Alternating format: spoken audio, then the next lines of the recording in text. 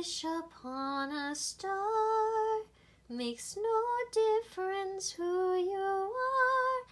Anyone you'd like to hear will come to you. Salam.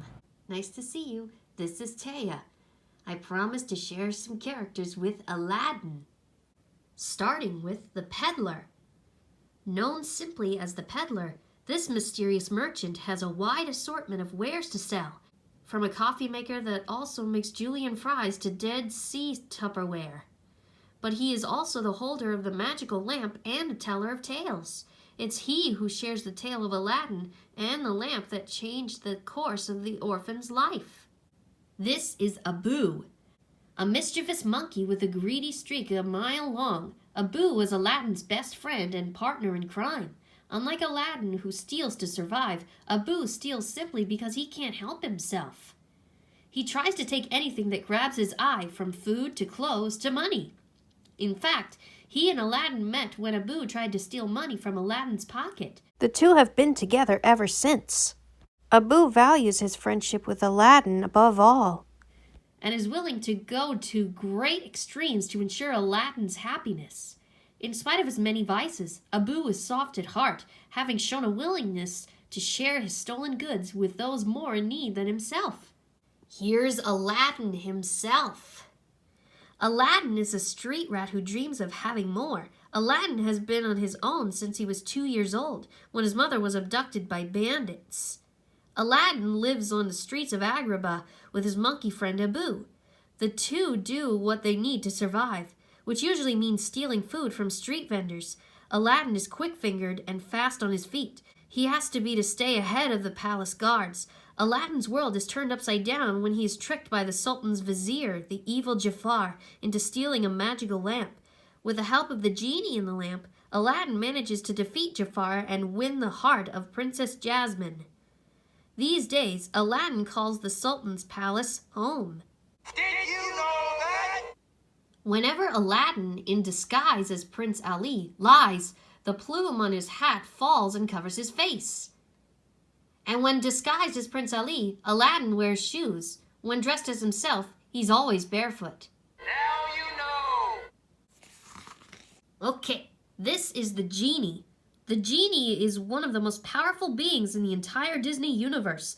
He can shapeshift into almost anything, escape a magically sealed cave, and provide others with great powers, to name just a few abilities. Trapped in his lamp for over 10,000 years, the genie relishes the opportunity to entertain his masters. He is a showman at heart and will do almost anything for a laugh. He's also an incredibly devoted friend. Although the genie's body is confined to the lamp, his mind is not.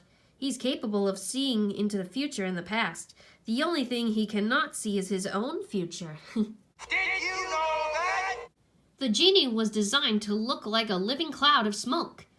In a deleted concept from Aladdin, it is revealed that the peddler is actually the genie in disguise. Many of the genie's lines were improvised by voice actor Robin Williams. And the genie's lamp can be seen on Mama Odie's houseboat in The Princess and the Frog. Now you know. This is the magic carpet. The magic carpet is a sometimes shy, sometimes bold, always clever enchanted object. For thousands of years, it lived in the Cave of Wonders until it was released by Aladdin and Abu. The magic carpet is a fiercely loyal friend and a romantic. It saves Aladdin on more than one occasion, and even gives him the nudge he needs to kiss Jasmine for the first time. The carpet is highly intelligent and often seems to understand what is going on before anyone else. Although it is not able to speak, it conveys its emotions in other ways, often using its tassels as hands and feet to act out what it wants to say. The carpet is fond of playing with and playing tricks on Abu and beating the genie at chess. Here is Rasul. Rasul is Agrabah's captain of the guard. He believes in following orders and will do as he's told even when he personally disagrees. Rasul enjoys being a powerful force in Agrabah, but he is not power hungry. He simply has no patience for lawbreakers. More than anything, the burly guard just wants to protect his city. Now here's Jasmine. As the daughter of the Sultan and Princess of Agrabah, Jasmine leads an isolated life. Her mother died when Jasmine was a child, and her only companions are her father and her pet tiger Raja. Although she lives a luxurious life, Jasmine feels suffocated by her circumstances. She longs to be free and see the world, but her status as a princess means she is forbidden from leaving the confines of the palace. Jasmine is fiercely independent, often stubborn, and unafraid to speak her mind, no matter whom she is fighting. But beneath this, she is incredibly compassionate. Jasmine wants to do right by her kingdom and her subjects, just not at the expense of her own freedom. Did you know that? According to Jasmine, she learned to ride a horse before she learned to walk. Although the exact date is not clear, Jasmine's birthday appears to be sometime in February. Aladdin takes place shortly before her birthday. When Jasmine and Aladdin take their trip on the magic carpet, they fly over China, where Chinese New Year is being celebrated. This holiday is usually observed in February. It can fall anywhere from January 21st to February 20th. Now you know. This is Raja. Raja is a Bengal tiger and Princess Jasmine's oldest friend. The two have been together since Raja was a cub. The Sultan gave the tiger to his daughter, who was lonely and in need of a companion. Raja is fiercely protective of and incredibly loyal to Jasmine. He happily chases away her suitors and even aids in her escape from the palace. This is the Sultan. The Sultan is the ruler of Agrabah and Princess Jasmine's father. He's a kind and fair, if rather bumbling, ruler. The Sultan spends the majority of his time ensuring that the laws and traditions of his kingdom are kept up. He lost his wife when Jasmine was young and has since been particularly focused on the law stating that his daughter must marry by the time she turns 16. He explains this obsession away by telling Jasmine that he wants to know she will be taken care of, and he tries time and time again to push suitors on her. A bit childish in nature, he finds endless entertainment in shoving crackers into the mouth of Jafar's parrot Iago, and is easily manipulated and hypnotized by Jafar. Speaking of which, here's Jafar right now. Jafar is the royal vizier of Agrabah. He is the Sultan's most trusted advisor and the second most powerful man in Agrabah. Jafar is also an evil sorcerer.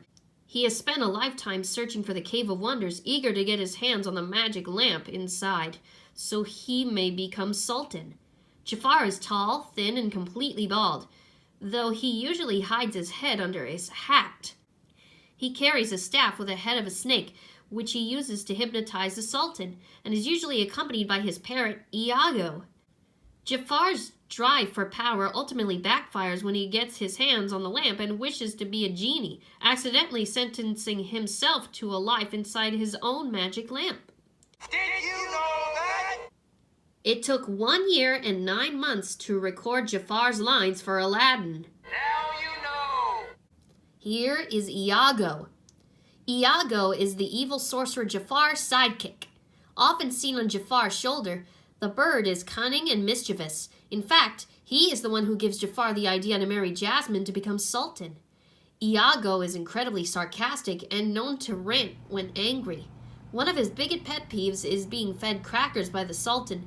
He gets revenge by shoving crackers into the Sultan's mouth when the Sultan is under Jafar's spell.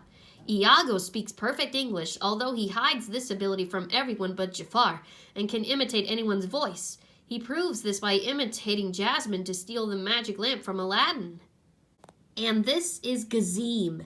Gazim is one of Agrabah's vilest criminals and Jafar's henchman. On orders of the evil sorcerer, Gazim tracks down the 2 halves of a golden scarab, a magical item used to locate the Cave of Wonders. It is Gazim's job to enter the Cave of Wonders and retrieve the magic lamp. But Gazim, it seems, is not worthy. When he steps foot inside the cave, it sinks into the sand, taking the thief with it. And that's all I got for Aladdin.